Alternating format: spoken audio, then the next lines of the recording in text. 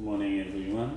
We are working on Christian life coaching, and today we want to just think about benefits of coaching for individuals. Well, I think when there is a coach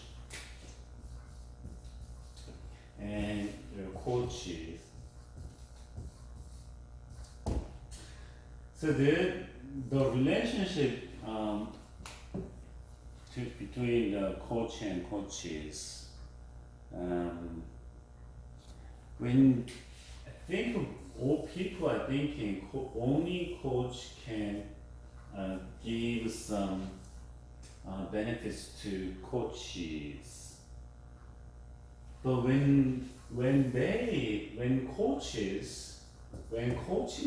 coaches take care of their coaches, whether they are students or young adults or adults, they have benefits from this relationship also.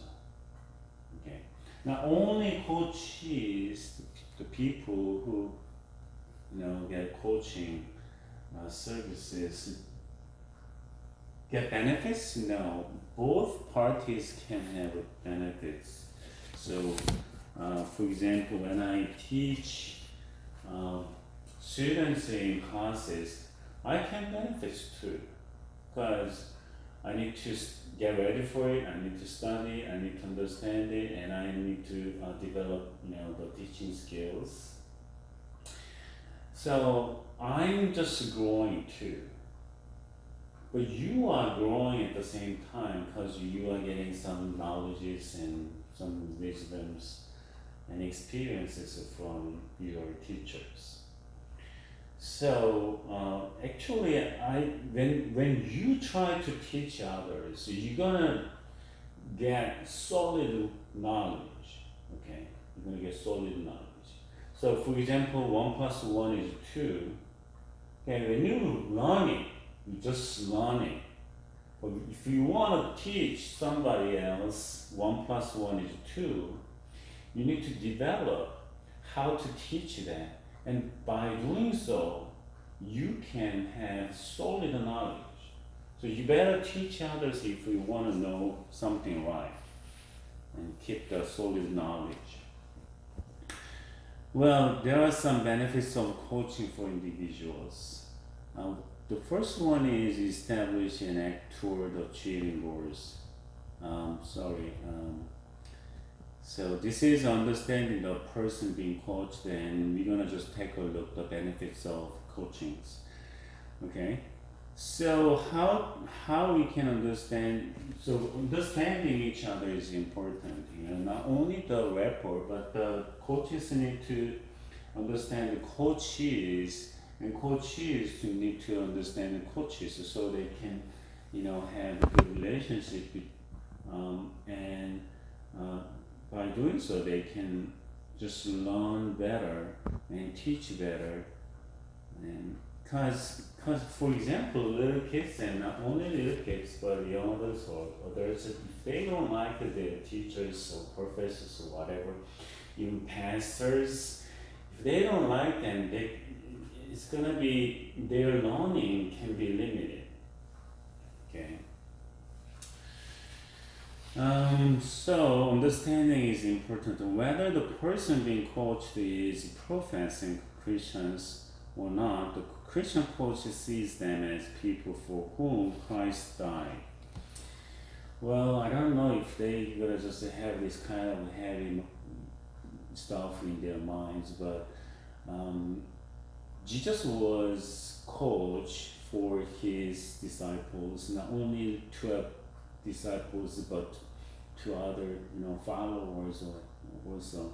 But coaches, they sacrifice, but if they is their job and they make money from there, well, they just do what they want. But anyways, they can have benefits from that.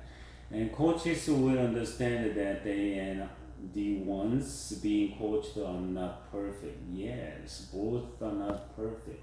We are not perfect people. Okay, we have lots of defects.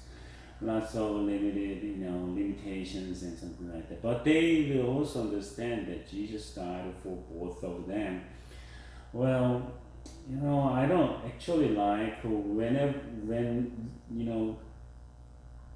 every single time we just imagine what Jesus did, which is great, but that can be pretty burden to us. Or that can be minimize the importance and crucial point to what Jesus did to his people. Okay. So, and then there can be some misunderstandings because Jesus forgave others, even who try to kill him. So we are supposed to forgive others every single time. It's kind of very hard for us. So, if we can, we want to just forgive others as much as we can, so we can be free from the burden, and we can set those people free. I mean, we can make those people feel free from their mistakes or faults. But we have to do that every single time. What if those people don't ask you the forgiveness? Do we still have to forgive them? Well, that's what Jesus did, but can we do that? I don't think I can do that every single time. There must be, some conditions for me, because I'm not perfect. And I don't want to just forgive all people who messed up with me, But anyways, I want to just forgive people as much as I can, but I don't want to forgive people automatically whatsoever. Okay? And I don't feel I have to do that every single time. So anyways, because I'm not perfect, I'm not Jesus. I'm trying to follow Jesus and trying to, imitate Jesus, but I'm not perfect. Christians are thinking that they have to follow Jesus, yes, but they have to do what Jesus did exactly, but we want to just give up right away because it's too heavy. It's too heavy actually. But anyways, since we are trying to imitate Jesus and follow Jesus, we have to try to do it. And we need to find the best ways we can do. But sometimes or in many cases, it's going to be very tough to us. That means that saying this can be very tough, or it can make people, give up soon. But I don't want to do that though. That means that both are persons that God loves and seeks to forgive. This view of God, for example, somebody just killed your wife or killed your son or daughter, can you forgive the person? Even though the person, asks you the forgiveness, can you do that? It's going to be very hard for me. Maybe I can't forgive that person forever. Okay? Or somebody want to just, revenge for that. There are lots of movies like those. Okay? It's tough. It's tough. But anyways, God is God, and we are not God, but we are just trying to follow Jesus. And we're going to just do our best. That's what we can do. And this view of God towards the other will cause the self-aware, mature Christian coach to not fall into manipulation. controlling behaviors or otherwise have unhealthy attitudes or boundaries with respect to the person they coach. For assignments are not done if trouble mounts for the person being coached, then faith will seek not to take it personally or seek to control or seek revenge or manipulation. But it takes time. Well, do you remember, in a couple of years ago, a white guy, young man, just try to knock the door of the African American church, and he just joined to the Bible study, and everybody welcomed. Those were all African Americans, but suddenly he just fired and killed, I think 8 or 9 people there. He was a demon. But surprisingly, the victims' families and the church decided to forgive the person. What was it? Even Barack Obama, the president of the United States, showed up for the funeral and he sang a song, Amazing Grace. Well, that was great, But I can't imagine the victims' families could really forgive the guy, the demon. Do we have to forgive demons?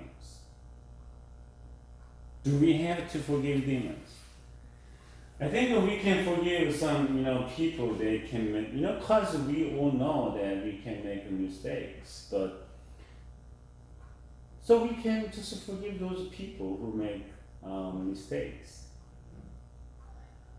But what do you think about the people who got possessed by the demon, or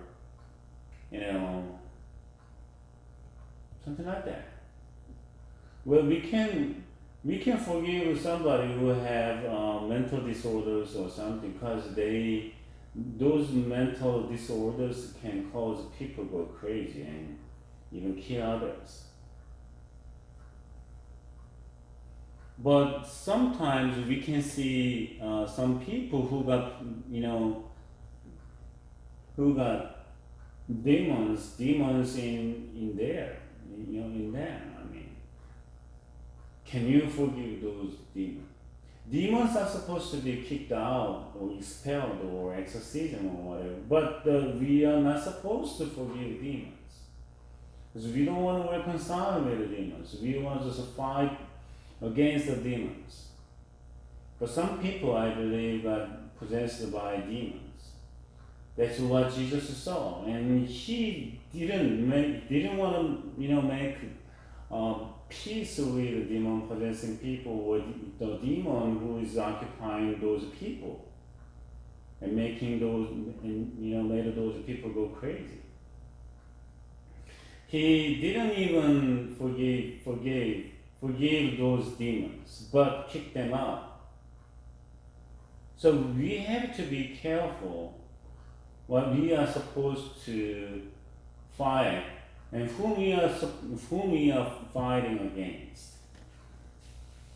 Okay, so don't generalize these, and I think that's going to be very risky to us. Okay, whether the person being coached is professing Christians or not, okay, well, I did. First, okay. This is a high view of person being coached. They are persons who are loved by God, and if they are Christians, they are gifted by God with forgiveness, and they have the promise of the Holy Spirit. They are not left helpless, but with rich possibilities through Christ. To be sure, they are also sinners, but sinners saved by grace through faith in Jesus. Thus, why there will be numerous challenges, many self-created. God's promises to them are a great resource and cause for optimism. I need you. Never will I leave you. Okay. Well, those faith are important, and yes, we want to just stay with that kind of a faith, so we can just know and be strong. You know. And one prominent coaching school advocates a high view of the person being coached as well. They say that people are naturally creative, resourceful, and whole. As Christians, we would put it differently, of course. We might say that people are naturally creative, resourceful, and potentially in and of themselves, and thus they bring all the knowledge and expertise of the university to the coaching task. This is a humanistic perspective that has no place for the Christian coach. Yet Christians would say, no, our wholeness and potential come only from the gracious hand of God, who gives us His grace, His promises, His word, and all things necessary for life and salvation. Well,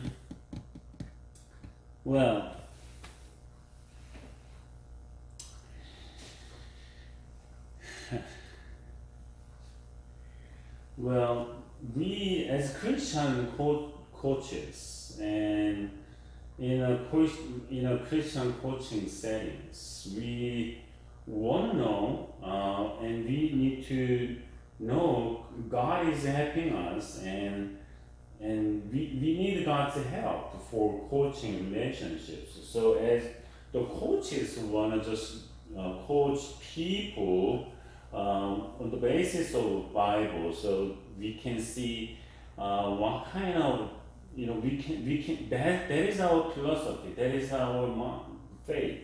So because we are Christian coaches, for life coaching relationships, we want to just aware of what God wants in the coaching relationships. So with that kind of attitudes and philosophy and theology, we can just treat others as God's children, not just coaches. So even God didn't just direct people ways, and He just wanted to work with people, and He just endured so many times until people can understand what they did. If they couldn't do that, then God and Jesus wanted to just tell them softly, sometimes very harsh ways. So we want to just think about that too, because we are Christian coaches and not just humanistic or just secular coaches at all, and we want to just help people so they can find God, or just let people can walk in the ways of children of God. Okay. So we are not just helping people this and that, but we want to just help people to find and walk in the way, walk the right ways to the Lord. Okay. Thus, there is not this humanistic or Eastern mysticism of potential, as one is connected to the wisdom of the universe. But that we can see these kind of things a lot from the shamanism.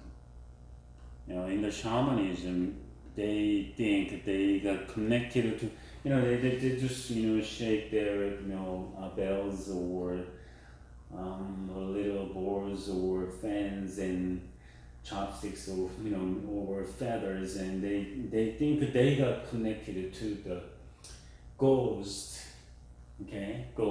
or their gods, and then they can get something they can know about those people or future or whatever, and then they think they got connected to those God. But we don't actually think that we're gonna be connected with God that way, okay? But we ask God's wisdom, we ask God's help, and we can understand what God wants us to do through the Bibles and prayers and worships and singing and praising. So, but we don't think we have all the wisdom and knowledge from God.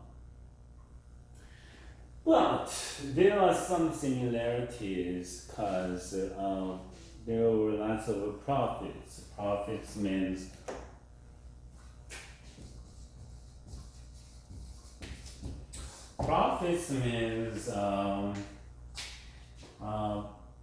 kind of telling something ahead. Because prophets or that is in the Bible, prophets are delivering God's words. Okay, God wants to tell Israel, and prophets just deliver that words to those people, because God usually He just talked with His people, chosen people like the prophets and some leaders like Abraham, Moses, and Joshua, and God wanted to talk to them, and those people just delivered God's word to His people, the followers, Israelites. So the prophets, it's not God. The followers could respect the prophets because prophets are delivering God's words, and if they are crooked with, they go crooked, and then God never, gave His words to those prophets because there were lots of crooked prophets and leaders, and they failed to follow God's words. Then their personal lives matters, and their how they working were great. So important. So sometimes God, ignored or discarded those prophets, because if they don't follow God, okay. But there are some similarities, but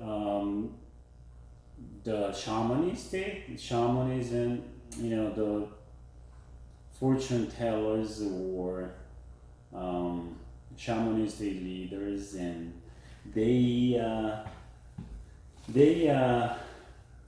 claiming that they got cooked to, their God, anyways. But rather a God given and a blessed potential only through Christ. Furthermore, what one has is not mystically given as much as it is through formal education. God's word and sacraments, and also through other people and things like coaching. Alright? Co-author of Faith Coaching, Christian coach Choi writes in his blog to Coach Approach Ministries that some react with strong negative to coaching because of what they perceive as preconceived inherent entanglement, coaching with humanism, where it teaches that people are basically good and need to look within, are not true for the Christian coach, who says that Christians may look within to discover hidden strengths, latent talent, unused knowledge, and applied wisdom, dormant values, and self-evident evidence that their life is not aligning with, but not for their own goodness and never for salvation. Well, so there are some risks in Christian coaching, especially when coaches go crazy and they don't follow the right protocols, and they can just mess with others too. But because they have names, coaches, and people just, you know, just be careful to their coaches at the same time because they are coaches. Okay, if they, as I said, the coaches the people who are coaching, they are supposed to be humble when they have some coaching, coachings from their coaches. If they are not humble enough to learn something or getting help from coaches, how they can get benefits from that? So they want to just be humble so they can learn and open their minds. But at the same time, the coaches are supposed to be careful. They need to be careful, and they want to be, nice enough and good enough to provide coachings to the people. So the character is pretty important. If you don't have a good character and good postures or attitudes to other people, they're not gonna listen to you. Okay? They can close their minds. What if that things can be happened, and then it's hard to imagine that people can benefit from that coaching relationship, but they don't think their coaches are not good enough.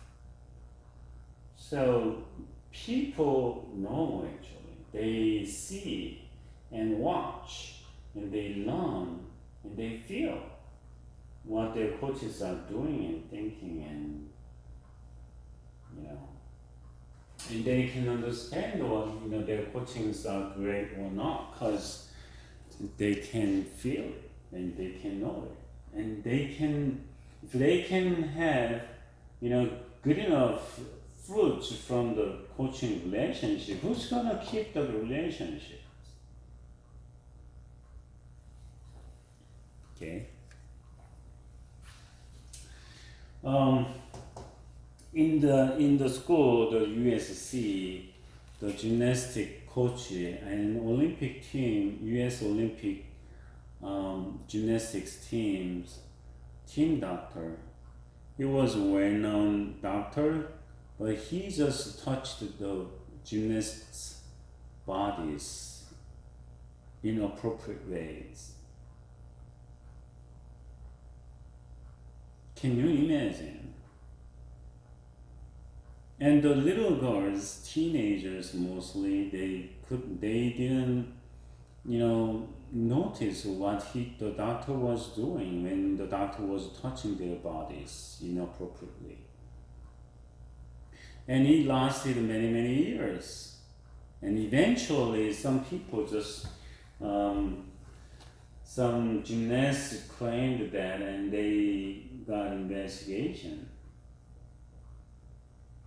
And then finally, the Olympic team, fired that coach, and he had to stand behind the bar. But it took many years. Can you imagine how many gymnasts got, inappropriate treatment or touchings? That's sexual assault, right?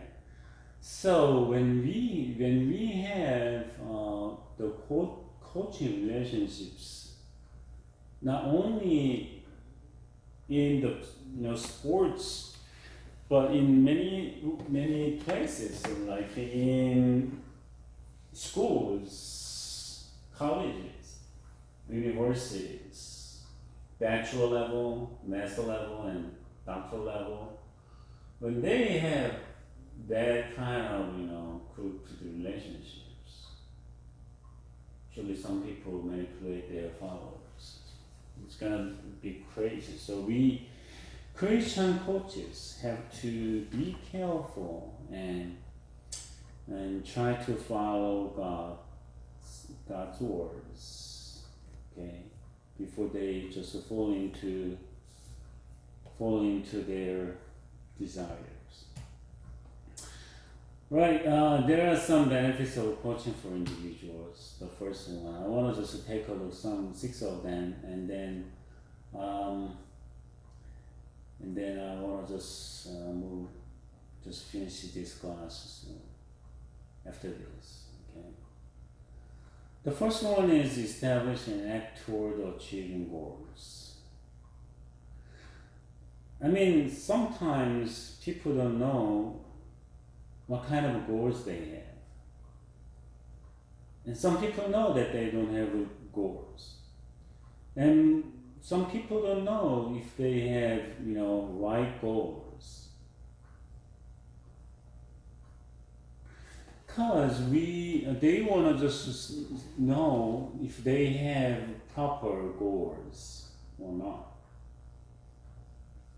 Coaching gives the individual an opportunity to define their career goals in a realistic way. Okay. In a realistic way. That is very important. What's the reality? What's the real? Okay. So we are living in this earth with our 2 feet, 2 legs on the ground. Okay. That doesn't mean just physically. That's mentally. Because we are living in this world. This is real. This is real. You work, you earn, you live. This is real. So, lots of young people are wondering because they don't know what they want to do. They don't know what they like. They know what they like, but they don't know how to make money from what they like. Okay. So they make money from what they don't like, but they support, what they like. That's good. As long as you can focus on what you like. But some people have to spend lots of time and energy for making money, for supporting, what they like. And they spend lots of time and energy, so they have no time, no energy for, doing what they really like. That's the reality. That's the reality. Then how we can survive, how we can support what we really like.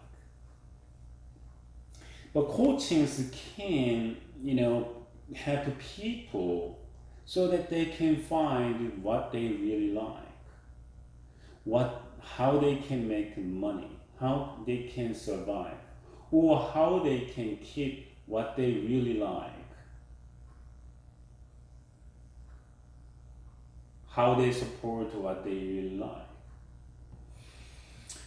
With the assistance of a coach, they can set these goals and then actively work towards them. This will increase the likelihood that the goals will be achieved. It is common for goals to be centered around the 2 aspects of an individual's career. The first is building skill sets, and the second is the individual's professional behavior. So the first is building skill sets, and the second is the individual's professional behavior. Okay? That's important. Building skill sets. So we have to know how to do what we like. And we have to know, in many cases, we have to know how we can do what we don't like. Because we need to survive. Because we need to support what we really like. The second is the individual's professional behavior. So do you want to be expert on what you don't like for surviving and supporting what you really like?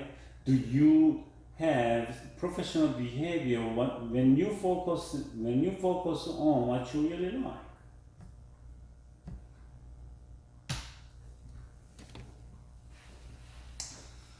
Okay, that's the first one. Establish and act toward achieving goals.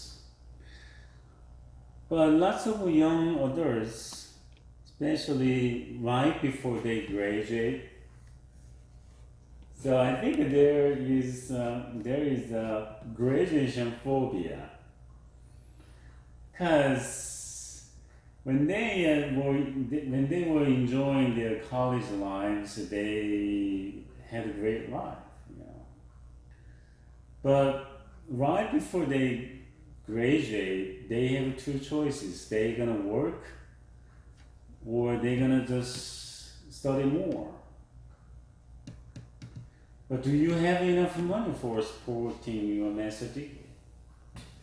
And do you have good enough reason to have master's degrees? I mean, do you have good reason to get bachelor degrees after your high school? Lots of kids, they go colleges without knowing if that is necessary for them. They just go college because their friends go college. They go college because their families and parents are saying that they need to go college. So sometimes they don't know what they want to study, but they just go college and find, that is not good for themselves, and that is not what they wanted. It's big waste of money. Well, if they can find, and if they can know their current major is not what they really wanted, well, that's good. That's good. They just find that what they are doing is not, necessary for those people, which is good. So you got one elimination, your current major. But what about your goal? What you really want to study? Do you really want to study, or do you really want to work?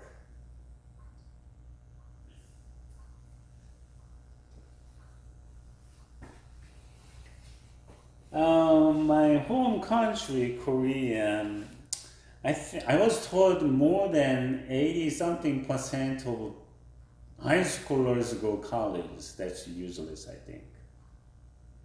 That's huge mistakes.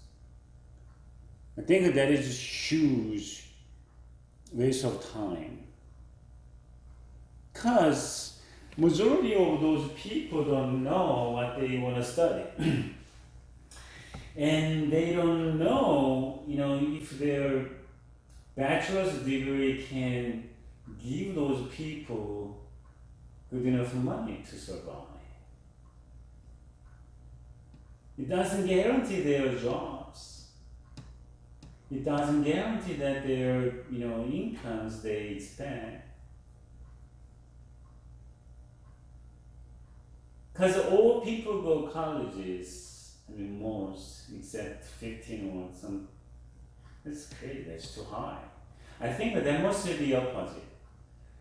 I think 20% of college graduates go college, high school graduates, people go college, and rest of them just they need to find what they want and get jobs, and work hard, make money.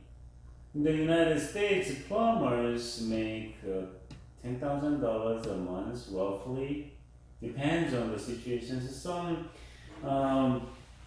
business owners make more money. But in general, plumbers can make $10,000 a month, I think. If you run a liquor store, I think you can make more than $10,000 a month. But the college graduates wearing ties and suits and dress shoes, do you think how much money they are making? I don't know.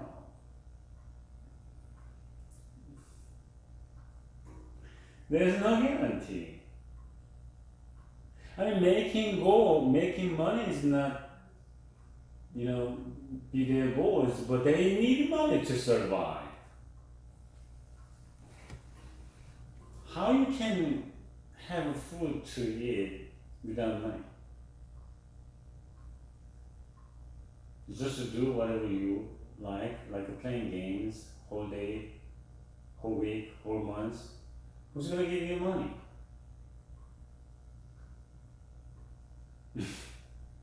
Well, you are happy because you are doing what you like, but how are you gonna survive?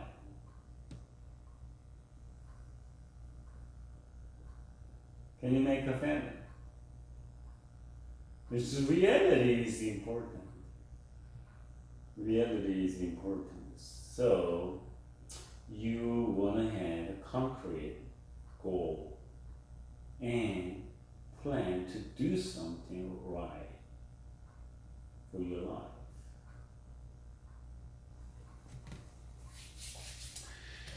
Okay, increase the level of engagement. Coaching engages participants with its unique one-on-one feedback and lots of encouragement.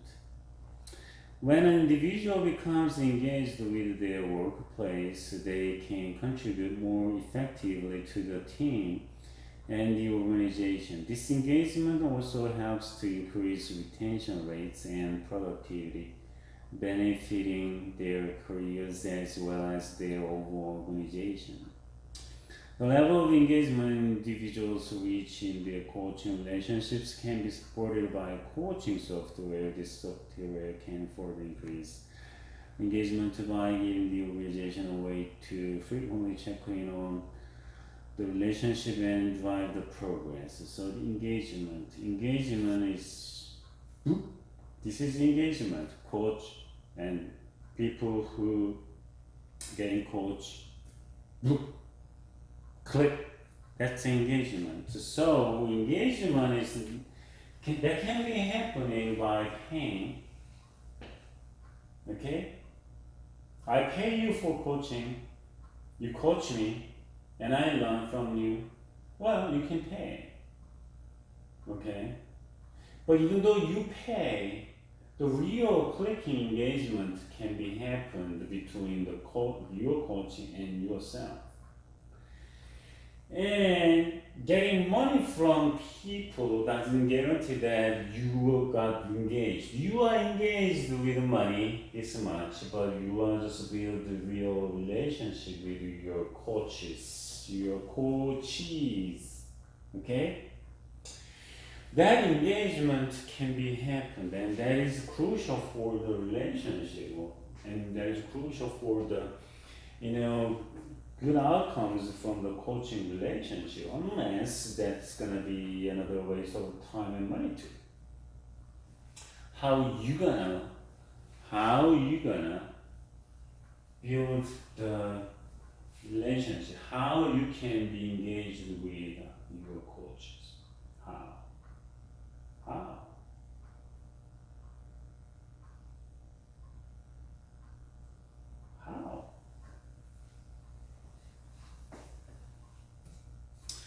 Safe place to gain perspective. Having a coach gives the individual a safe space to go and talk through sensitive issues. The coach often is a third-party participant, and the ability to remain involved but give guidance allows the coach coachee to gain perspective without feeling intimidated by someone with their own organization. This is only made possible if there is a secure way for the coach and coachee to communicate. Coaching software with direct message. I mean, this one is, that, but the rest of that is not that important, but the software is, because there can be some, coaching service providing companies and softwares can help those things, but safe place to gain perspective. Having coach gives the individual safe space because you can have somebody to help you, to encourage you, to show the ways what you want. And you can learn what you are supposed to do from the relationships, the coaching services. Okay? So that is the safest place. Okay? That's the safe place. So you don't want to just bump into the wall with your forehead, but there is a cushion. So there are some rooms and space to gain perspective, so you can learn something. Okay, it can prevent some risks and dangers from the unknown obstacles and wars and barriers you can see, you can meet, and you can face. And at the same time, you can have beautiful relationship from coach, so you can just develop that thing. All right. So the fourth benefit is a deeper level of learning. Corporate coaching isn't just about improving an individual's skills in the workplace. It takes learning to an even deeper level. Through coaching, an individual can learn more about themselves, find out how they are perceived by others, and improve on areas of their personalities that they are not satisfied with.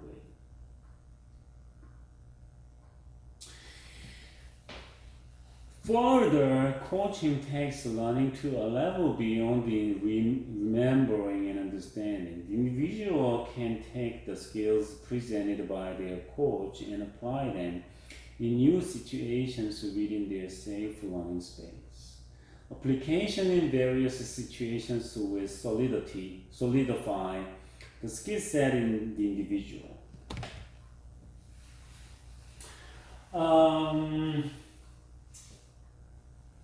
Well, what kind of a deeper level of learning you can have, you can provide at the same time.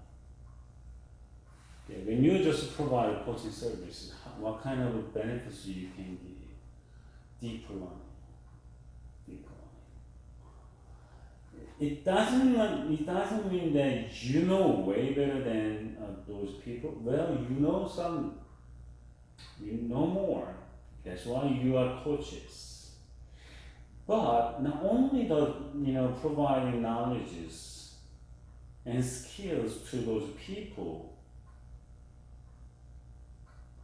but at the same time you want to provide the wisdom so that they can see what they couldn't see, so that they can feel what they couldn't feel. Okay, and some people have their own talents in their hands, so they have pretty good skills, pretty good talents, but they don't know what they have. They don't even know if they have it, and they don't know how to use it. How to develop the talent they have. then coaches want to just let them know, what they have in their hands.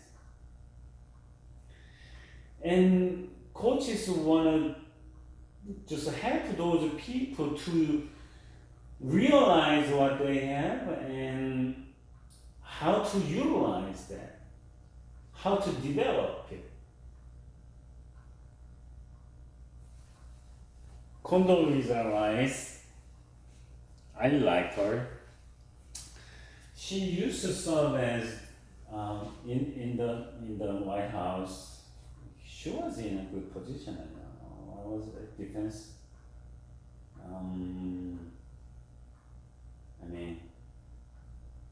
Anyways, she was very, amazing person when she was taking charge of her position. She used to, learn playing piano, but one day she just gave it up. The day when she saw her friend was playing really nice, way better than her. So then she noticed that, I have no talent like she has. So she wanted to find the talent she has. So she just gave up the piano lessons. And then she just focused on what she likes. And she became a well-known politician in the United States and in the world, definitely. So, knowing what you have is important. And developing the talent, what you have, is important. Or you're not going to make anything. You have a talent, but you're not going to make any fruits from that if you don't develop the talent you have.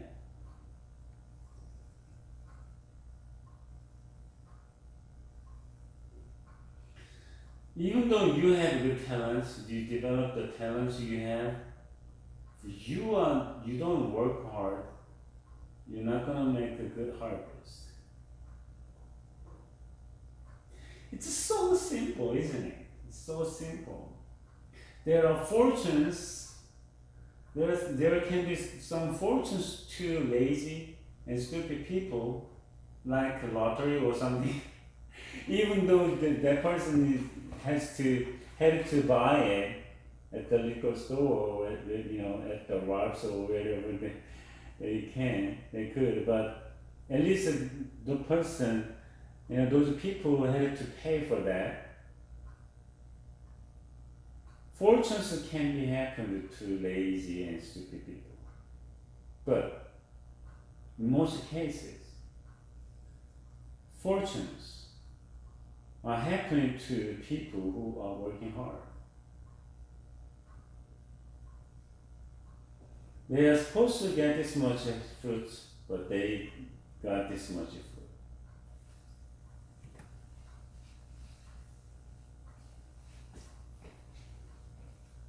The person I know, she's investing her money, and she studies a lot, and she's getting ready for investing. She's investing little money, but performance-wise, it's been doubled. What if she, didn't invest her money on something she likes? She's gonna get nothing. Okay, further, coaching takes learning to a level beyond the remembering and understanding. It's not just remembering, it's not just understanding, okay? Okay, build personal awareness. That's the benefits of coaching. A coach can give their coachee ideas for ways to improve themselves, but more importantly, they can help them become aware of their blind spots. They don't know. So they just swing the baseball bat. They think they are doing good, but they can miss some blind spots. And coaches are watching, those players, swinging the bats, and coaches can see, if the coach is a good coach, can see the blind spot, the missing spot. These blind these blind spots are areas, sorry, it's typo. Spots are areas of the individual's work or personality that they may not see but that need improvement. Once the individual is aware of these areas, they can work with a coach to begin improving them. A great way to build personal awareness is through personality assessments. These assessments are easily administered and the results recorded using coaching software. Through building personal awareness, the individual can turn their non-weakness into marketable strengths. This personal awareness is an important confidence booster for individuals in talented development programs. So that's how sportsmen and women get, achieve their goals. When they kick the soccer ball, they have to know, which part they have to be keep flexible and which part they make strong and stiff. So something like that. Okay. When they play billiard, some people can shake here or shake the grips, or there are many things they have to be careful, and they can miss some. Even Tiger Woods could miss something in his swing. So he got swing coaches. Okay, now he's recovering from the accident. I hope I can see him on the field again, because no other people are exciting except Rice and DeChambeau at this point, because he's hitting hard and longer. But Tiger Woods, he's an artist. He's an artist. And he is force. Oh my goodness. I like him. So one day I want to just see him in the field. Well, I'm not going to play with him, but I can see him from YouTube, because I don't watch TVs. Anyways. Sport for improving specific skills. So we need to improve certain skills. So little skills can make a big difference. When two people have the same level of skills, but the one more ideas, they can produce lots of money and fortune. Okay, having sport for improving skills can be extremely beneficial. Simply knowing that someone is there specifically to help goal achievement is an important part of progress within the coaching process. As skill building is often the focus of coaching relationships, there should be specific emphasis on which skills to build so the coaching is efficient and directed. These skills can include communication, delegation, conflict management, team building, and persuasion, and they can be managed with coaching software. Guided sport will make the coaching relationship successful in its objectives. Okay? So coachings can just let people improve their skills, specific skills, because they know and they find, if those are good coaches again, they know what their coach is missing. Okay, so they can just ask that those people just develop that, or just make them also stronger.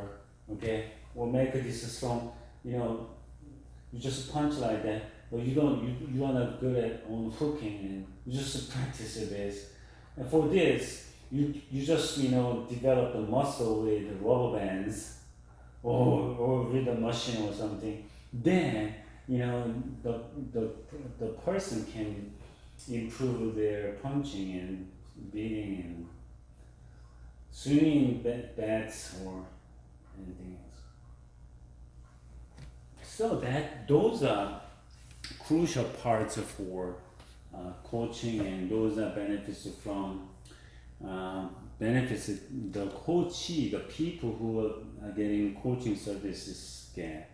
Okay, so this is all today. So I want to just work on the next topic next week. So I want to see you next week.